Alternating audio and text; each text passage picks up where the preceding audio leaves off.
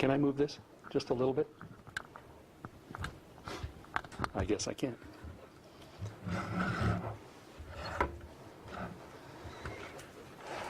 First things first, you guys. I'm very glad that you all came.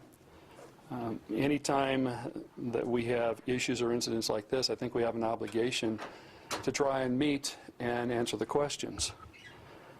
What I hope that you will do is, if you look behind you, everyone will have access to one of those notebooks. If you're looking for all of the information that you might want, and as many of you have said, to provide a balanced story, you're going to find much of that research and much of that information between the covers of those notebooks. And so please take the time to review them. It'll help you get all of the pieces that you are probably looking for. Now, I'm here to tell you that over the years, the relationship between me and the chiefs in this county has just been great. They have been and are colleagues. Guys I've worked with for a long time, guys I trust, guys that I care about. And that's why I suppose yesterday's message came as quite a disappointment. Let's see if we can catch you up with the history. The city officials know that we in the Adams County Sheriff's Office didn't cause the issue and didn't cause the problem. I mean, the fact of the matter is that several years ago, during very difficult economic times, there were decisions made at the county level. And they were decisions that were made to cut the budget, to cut our staffing, to create hiring restrictions that went on for 1.5 years. And I also wasn't involved in creating the per diem amount, that dollar amount that the cities would have to pay in order to house an offender within our jail. That was done by others as well. But the impact is huge, because the impact means that we don't have the staffing for the housing units in the Adams County Jail. We have been bursting at the seams. Now, there's consequences that you have to deal with under those circumstances, and we are left to deal with those consequences. So what you have to do is you have to put together a strategy to determine how you're going to effectively manage a jail population. And people wonder what that might look like. Well, the people who need to be in jail need to be in jail. Who are we talking about? Serious offenders, violent offenders, those who pose a risk to others in our communities. Certainly they need to be there. But what about the lowest level, nonviolent, what we would consider in many cases to be petty offenders or petty offenses? Should they be there, or should we be looking at alternatives to incarceration? So let me describe to you some of those people that have been in our facility. We've had people in there for rabies tag violation, not getting a tag for their dog or their pet. Obscene language, seatbelt violation, open container, dog at large, wrong breed of dog. And one that particularly concerns me, one man who received a 360-day sentence to the county jail for the Class 1 petty offense of loitering. Now, in fairness to the cities, there are other offenses as well that are more serious to this than this, and I need to make sure I say that, otherwise I'm doing them a disservice. We do not release violent offenders into the community unless it's required of us, and we're not going to do that. We don't want to do that. We don't want to pose a risk to kids in the community. Once we do that, then we've missed it, and we're not going to do that. Along the way, there have been several formal projects to try and identify the problems and find some of the solutions. For example, we had the National Institute of Corrections come in to do an overall assessment of our jail population and try and give us some recommendations about what to do next. And here's what they found. That 64% of the people in our jail are in there for non-compliance issues. And they said we had a responsibility and we should be doing everything we can to deal with that issue. And they're right. And we've been doing that. Voorhees and Robertson, for those of you who don't know who those guys are, they are a firm based in Colorado, but they do work across the country to provide projections for manpower, staffing, for organizations like ours. And their report, it's a public document, clearly says that we have been and are inadequately staffed. The Criminal Justice Coordinating Committee, the most recent research project that will tell you that the Adams County Jail has the highest inmate to staff member ratio of any agency in the state, and twice the national recommended average. We just can't do that. Now, what does that mean? When you're not properly staffed, and when you have violent offenders in your jail, the issues of safety become real important. Now, I have the responsibility to make sure that our people are working in a reasonably safe environment. Safety of our personnel and the inmates in our custody are my responsibility, and I can't ignore it, and I won't ignore it. We've heard it said that providing services for municipal offenders or offenses is one of our core services, and I'm here to tell you that it is not. Core services for a sheriff's office are contained within Colorado law. It will clearly tell you what our responsibilities are and what we must do. We take those, we combine them with the concerns and the interests of the community, and that determines what our core services are.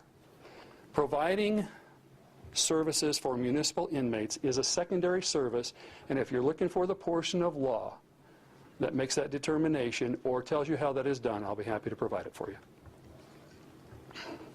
It's been said that we haven't done much to resolve these issues or to do anything with it. So I'm going to take issue with that now. We've participated heavily with the Criminal Justice Coordinating Committee, what we call the Sanctions and Services Committee, that portion of it, to try and determine what kind of things we can do within the criminal justice system that might have an impact. We brought the nationally recognized model for risk assessment training to the Criminal Justice Coordinating Committee for a presentation so they could understand the research at the national level. This is nothing new under the sun, you guys. This is going on across the country as people wrestle with who belongs in the jails and who can be effectively managed and supervised in the community. We've worked on a watch commander release protocol, an emergency release protocol. And when you take a look at all that documentation, you're going to see some pieces in there that says we've created exceptions. And that exception means that when a city finds an exceptional circumstance and they, by gosh, need to have someone in the jail, they have the option to call us and ask for that flexibility, and we will help them every time. Interestingly enough, in the last 2.5 years, we have only had one single request for that by one agency, and it was granted immediately because it should have been. When it comes to the cap that we have had, we've been flexible with that as well. It hasn't been hard at 30 beds. The jail commander, our chief, has made it perfectly clear to his staff, and he's worked with his staff to make sure that there's some flexibility there so that we help the cities. And the cities haven't had to stay within their allocated beds. They've been able to share bed spaces with other cities as well, and we thought that was important when it comes to the overall application of a jail cap. We've kept them informed, and you'll see in the documents that we've done a pretty good job of that. We worked with the Board of County Commissioners who helped us, provided 13 over-hire positions that we are actively working on right now. Here's the tough piece of that. From the day that you advertise for a law enforcement position, through the selection process, through the training process, that means the academy and the field training officer programs, it is almost 1 year before you can independently deploy them for service. We received that approval last fall, right around the last part of October, first part of November. And so we're actively engaged in recruiting those people now because we have to improve our staffing. If we don't, we're going to have a real problem. We're working hard to fill them now. Unfortunately, you've just heard me say it takes time. And our staffing issues are going to continue to be difficult until we find a graduating class from that academy and we can deploy them. Here's what you don't know. You'll find it in the booklet. At one point, we recommended to the cities that we would provide them 60 beds rather than 30. We were going to double it. But along with that came some restrictions because we needed to slow the growth of the jail population, and we needed to ensure those lowest level offenses and offenders that I was telling you about a little bit earlier weren't necessarily there unless there was an exception that caused them to be there. And they declined. They told me they didn't want me telling them what to do. And I'm here to tell you, I'm not telling anybody what to do. I'm simply telling them what we're capable of doing with the resources we have and the staffing and the personnel that we have. I don't like being in this position. I know they don't. Nobody does. You also need to know when this was all started in 2010, our average daily population for municipal offenders was 138. And that may not seem like a lot to you, except that it was nearly twice that of the county who was closest to us. We had by far the highest average daily population of municipal offenders in our jail. We are still one of the highest. Here's the other piece you don't know. We are still holding those domestic violence related municipal offenders within our facility because we should. They fall within the category of those people who are capable of violence and have demonstrated that they're capable of violence, and we want to make sure that we take care of business with that. But when you combine that DV population with the other population of up to 44, like we capped out this last week, it puts us in the neighborhood of 78 to 80 municipal offenders inside our facility on a daily basis, and that is still among the highest in the state. Our cap is not an arbitrary decision. Most of you weren't here in the day, but in the 90s, there was a cap because of similar issues. And at that time, it was based upon population. This one is based upon population as well. Population of each of the municipalities that are inside Adams County. We asked at one point if they wanted some adjustments to that based upon certain issues within the community, and we were told no, that population would stand.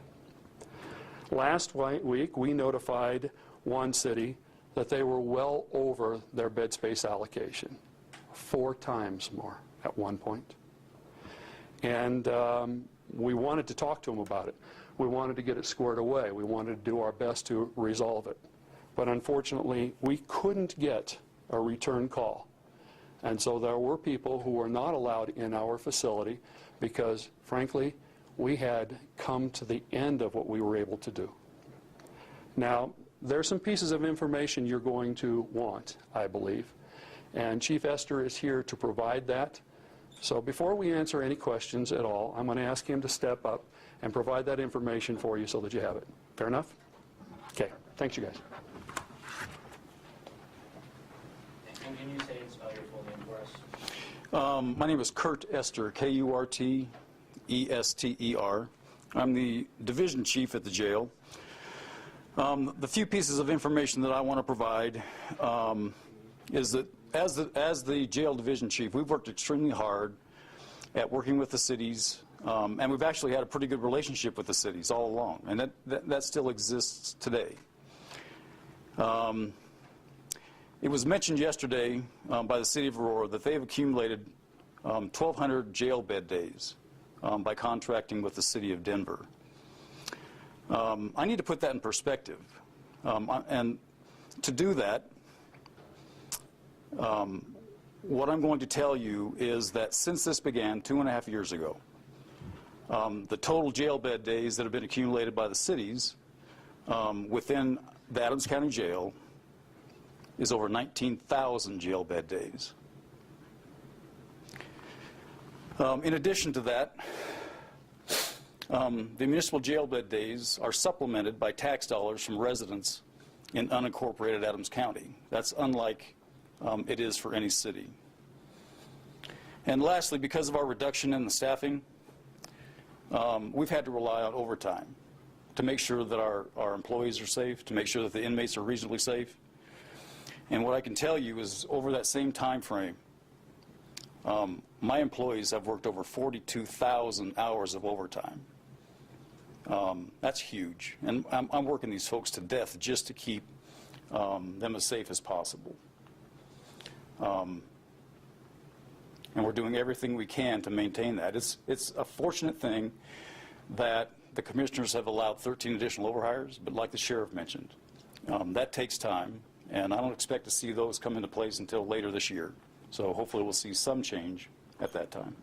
And I'll turn it back over to the sheriff. Okay, you guys, that's the end of our prepared remarks. I am absolutely certain that there are at least a few of you who have some questions that you'd like to ask. To the best of our ability, we'll give you a straight answer, and you may ask them. So can you tell us why, if this was a problem for such a long time, how has the public not known about this? How has this not been, I guess, addressed so that we can understand what was really going on? I believe it has been addressed. It's been in and out of the newspaper and part of the news for the last couple of years. And even when we had our first discussions, there was a reporter from the Denver Post who attended every single solitary one of those public meetings between us and the municipal officials. We've been trying to take care of our business as we should. And our priority is to do just exactly that. Questions that have been asked along the way, we've answered when we've had the ability to answer. Sometimes you either don't have the ability or you don't have the information. So it's taken some time for this to evolve and for us to collect all the pieces of information we need. Why is it happening today? Because of what happened yesterday. You guys saw what happened yesterday. I have an obligation to respond, to set the record straight, and that's what I'll do. You mentioned that you've had a good relationship with those sheriffs in the past. What's your relationship with them now, being that they've said what they've had to say about you? Well, I don't think they said it about me. I think they said it about what we are doing. We are friends. We are colleagues. We have been for many, many years. I've known a lot of these guys for much of my career. Am I disappointed? Yes. Do I think this should have happened differently? Yes. Do I think there's a chance to recover? I do. Do I have a responsibility to make sure I continue to work with them? I do, and I will. Sheriff, why, and pardon me if I'm missing something, but can you explain, why is this even Adams County's problem? Why can't you just say to the cities, hey, if you don't like the way we're doing it, build your own jail and put your municipal offenders there? Well, actually, we can, but that's not very collaborative. There's a portion of Colorado law.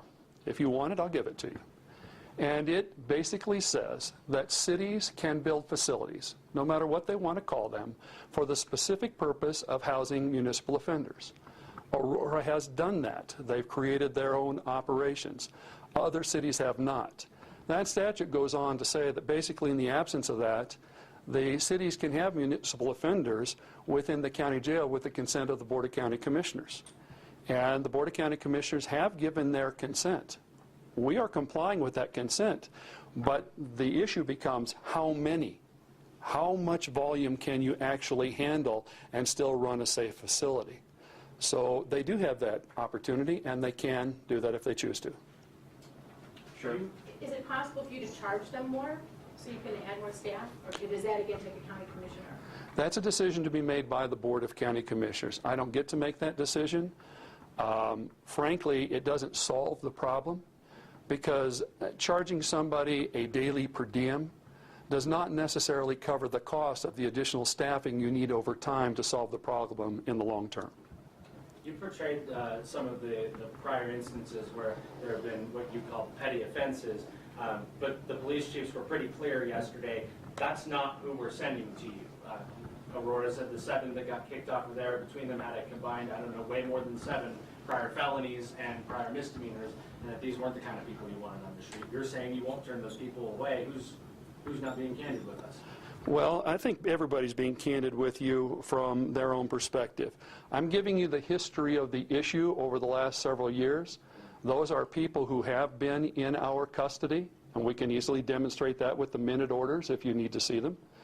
The other point is, and as I said a little while ago, in fairness to the cities, there are other offenses and there are other offenders that are more serious than the ones we mentioned. Our interest has been in removing the lowest level nonviolent offenders from the jail population so that it is more manageable. Now, when an agency completes an arrest, a criminal investigation, they're going to be responsible for checking the criminal history of any offender. We don't do that in the jail because our role there is different. If they find in the midst of that criminal history check that they have the exception I was talking about a little while ago, they can exercise it, but they haven't. Only once out of one city, and it was the smallest city in the county. But they say they've done a lot to address that issue, that they're not sending these lower level offenders to you anymore. And they went so far as to say, I believe one of the chiefs yesterday said that they didn't feel like you recognized that they were trying to meet you halfway and do something about that they're sending less people to you. It is true that I don't believe they've made the effort to do as much as they could. That is true. Sheriff, I've covered this in Denver, particularly before they built their new facility. It seemed like every few years, because of possible lawsuits, they had to kind of do the similar kind of thing. They had to let the lower, so it's not like this is sort of a new issue. But in Denver, they're all coming from the same place. When you guys are happy to not take some people, are you taking them based on the overall population, or say like if Aurora is over, then you have to, do you know what I'm saying? Like, are you sending like the least offensive offender away, or are you basing it kind of per city? I would say that there is a combination of the two. People who think that jail operations is a simple thing would be wrong. They're very complex because we have to take a look at the overall population, what resources and staffing we have, how many beds we have available based upon that staffing, what the percentage of violent offenders is and those who are, get into that category of the nonviolent low-level offenses. You heard me speak a little bit ago about a national risk assessment project.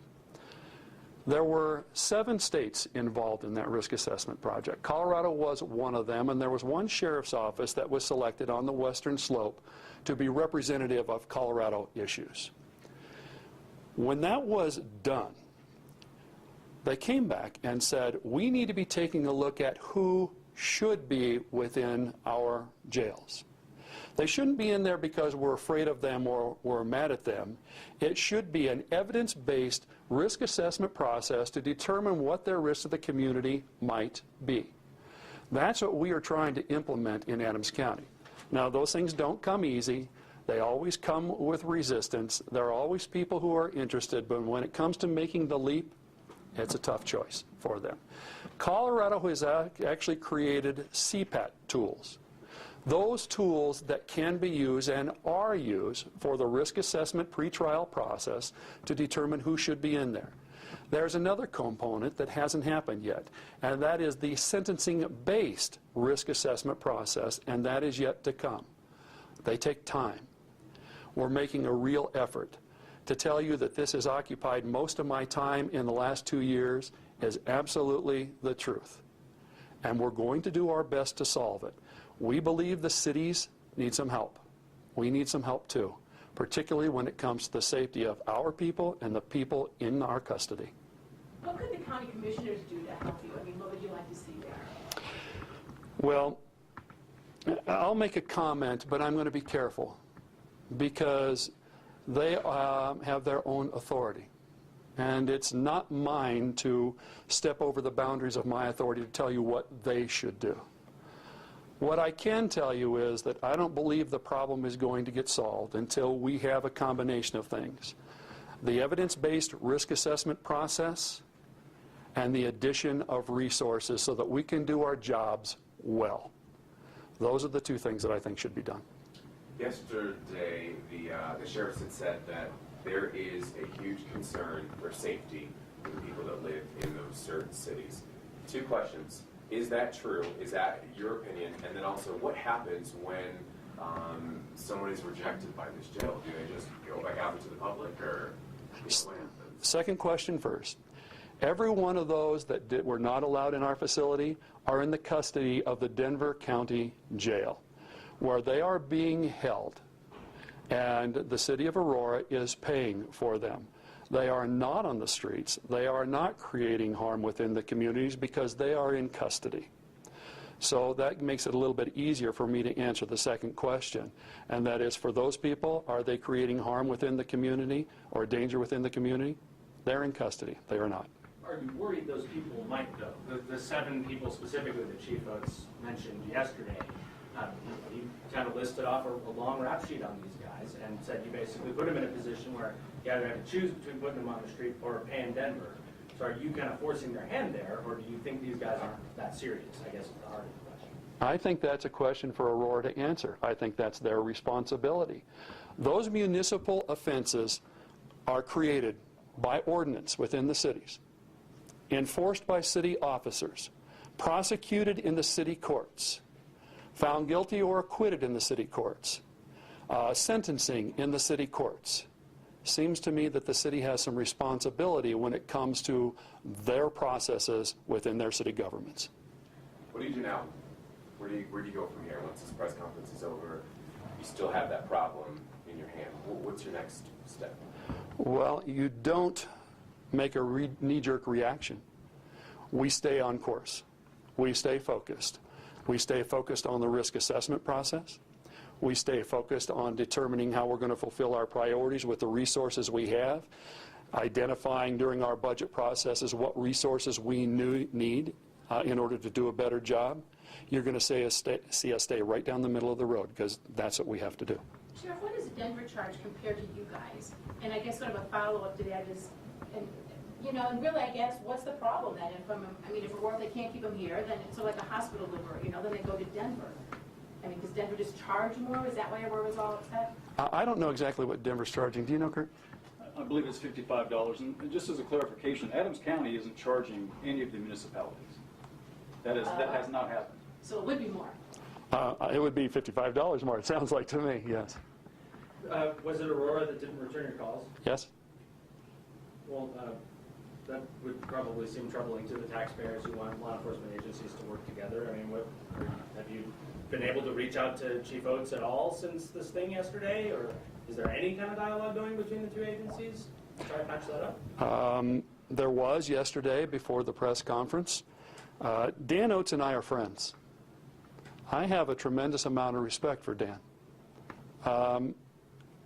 He's one of the guys I probably trust most. But we disagree about this issue. We are colleagues, but we're not always going to agree about everything. And this is one of those where we have a sharp division. He believes one thing, I believe another. I have to do what I believe is right and legal and true and honest. That's what we have to do. He has to do the same. How will it turn out? I know Dan. He knows me. I think we'll work it out. So, Sheriff, am I right in that you're sort of saying, hey, this isn't something that we can kind of negotiate on and on and on about? There are safety issues, there are legal issues, and I don't care how many news conferences other police chiefs hold, we can't have any more people in our jail. Is that sort of what it comes down to? It really comes down to a staffing and volume issue. And the question is, how do you impact staffing and how do you impact volume? Those are both important. We can make some progress in both areas if we stay on it. And that's what we're trying to do. Sheriff, you said you offered to increase the cap from 30 to 60 if it came with some conditions for the cities. What were those conditions? Brandon, those conditions are all going to be in that notebook. There were a total of 7 of them, and all very reasonable, I think. But it includes, under number 4, a component that said that those municipal offenses that would equate to a Class 2 petty offense, if charged at the state level, would not be coming into our facility. You guys know how this works? Let me offer just a little bit of explanation, and we can go from there. And this is not intended to be a shot at anybody. But what happens is cities have the home rule authority to create their own ordinances. And much of the time, they'll go take a look at state law. And they'll adopt the very language that's within a portion of Title 18, the Colorado Criminal Code, and they will then create that as a municipal ordinance. At the state level, it can be a Class 2 petty offense. Did you know that we are not allowed, according to state law, to jail Class 2 petty offenders? Or not? But once the city adopts it as an ordinance, it is converted to what they call an unclassified misdemeanor. State law then allows them to sentence those people for what is now an unclassified misdemeanor for up to 1 year in the county jail when the deputies within the sheriff's office or anyone else are not allowed to do that by state law. There's a problem there. There are some issues there. And we need to try and get them resolved. Does it persist? Sure. Do they continue to send people that you consider petty offenders your way? I would say that that has changed quite a lot over time. We certainly are not seeing as much of that as we used to. Anything else we should know? I'm sorry? Anything else we should know? Wow. Yeah, but maybe not about this. Another day. Is this a simple money issue? I'm sorry. No. No. This, for me, this is a safety and operations issue. Safety of the law enforcement officers, safety of the inmates in our custody, and the ability to run operations in such a way as to make sure we do it in as reasonable a manner as we possibly can. Can it be solved with money? I don't believe it can be solved. You can have a short-term impact with money, but this is a problem that needs to be solved. That starts with identifying the problem and then finding the ways to solve it in the long term, not just the short term. We'll call it good right there.